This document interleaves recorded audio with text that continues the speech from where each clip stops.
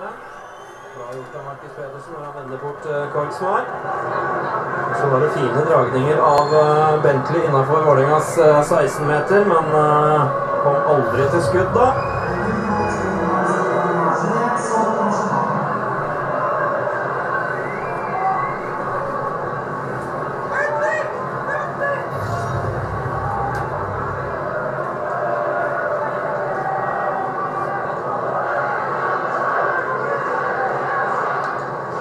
Ball for VIF.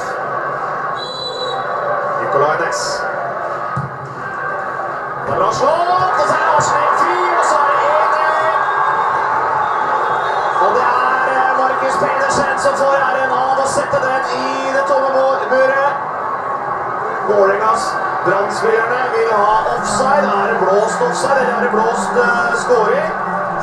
Nei, det er vel goal. Ja, jeg kan ikke skjønne noe annet enn at han har godkjent skåringa. Det ser da sånn ut. Det er ingen offside på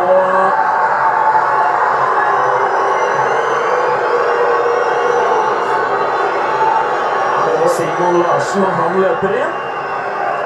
Men spørsmålet er om Markus Pedersen er i offside idet han hetter ballen i stolpen, men er vel på